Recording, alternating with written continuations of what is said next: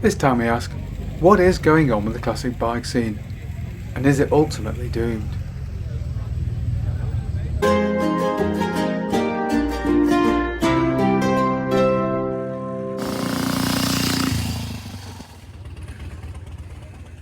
If you go along to a nice bike meet on a sunny day, you'll see lots of classic bikes.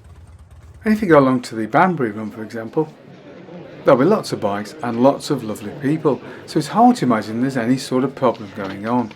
But is this a true impression? In reality, is there an underlying problem?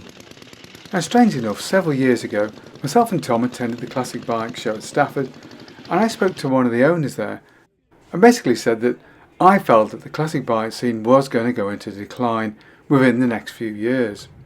Now, he didn't really believe me, I could tell by the look on his face. He said, look around, look how many people there are at the show, and indeed there were.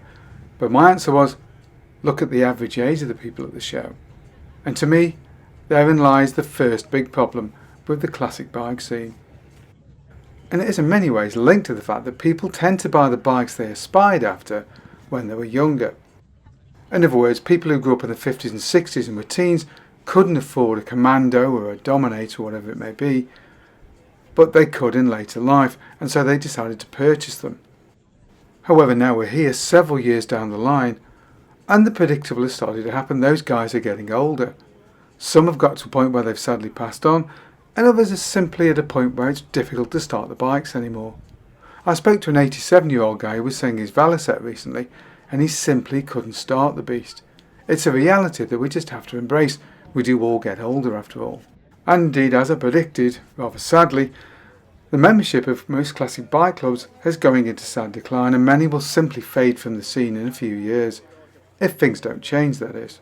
And at the moment, a glance at the classic bike scene will tell you that we've hit a tipping point.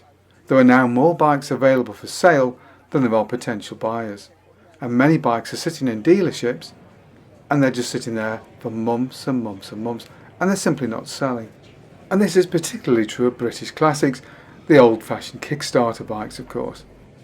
Later 70s bikes, Japanese bikes in particular, well, the men that coveted those bikes are perhaps a generation younger, so there's still plenty of those guys around. And the fact that many of these machines do have an electric start is a big help too. As a consequence, the value of many Japanese bikes in the 1970s is remaining strong. But will it remain so?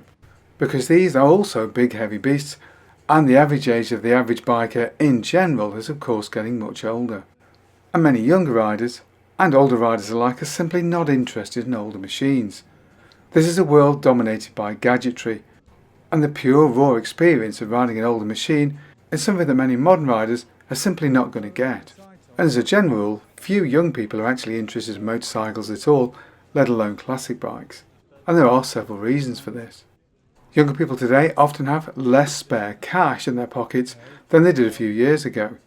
And a motorcycle is seen as an extravagance today and a plaything, rather than as an economic form of transport. So few people outside of London, for example in England, purchase a motorcycle as transport, so they never build that relationship up with two-wheelers. And then of course, there's the area of risk. Many people today are more risk averse. And while a quick view of the X Games, for example, will tell you that young people are just like they ever were, not especially risk averse, their parents certainly are, and regard motorcycles as incredibly dangerous contraptions, whether that be true or not. But it simply isn't just about younger riders.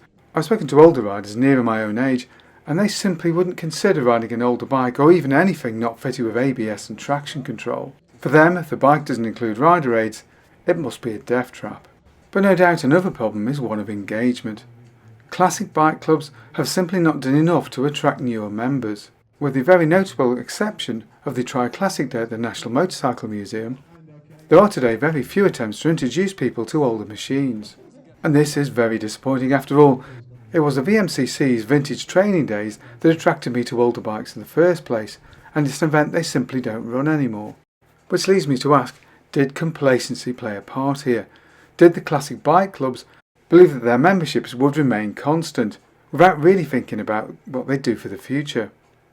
Ultimately, this is now beginning to bite them on the bum perhaps, because now many members are too old to start their own machines, and with the new world of computer games, Apple Watches and electric vehicles, The replacements simply aren't coming through in sufficient numbers. But this isn't necessarily all bad news, at least in the short term. For younger riders like Tom who are genuinely interested in machines like this, some machines have fallen back into his price range and become much more affordable. But in the long term there seems little doubt that the value of these machines is going to continue to come down. With obvious notable exceptions, the very rare and collectible will continue to gather pace, I expect, Buff Superiors and the like. But the days where vintage machines were seen as an investment is likely over. Whether this is a good or a bad thing is all a matter of perspective, of course. And there seems little doubt that clubs such as the VMCC will continue to see a decline in their memberships, and this really can be only a bad thing, as sources of guidance and expertise gradually disappear. But all may not yet be lost. With riders such as Tom coming on the scene, there are still some young riders who are interested in older machines. And if the clubs become more proactive, maybe we can create many more. Only time will tell. Well, I hope you enjoyed that video and it made you think about the future of motorcycling. If you did, don't forget to like and subscribe, and of course, thank you so much for watching.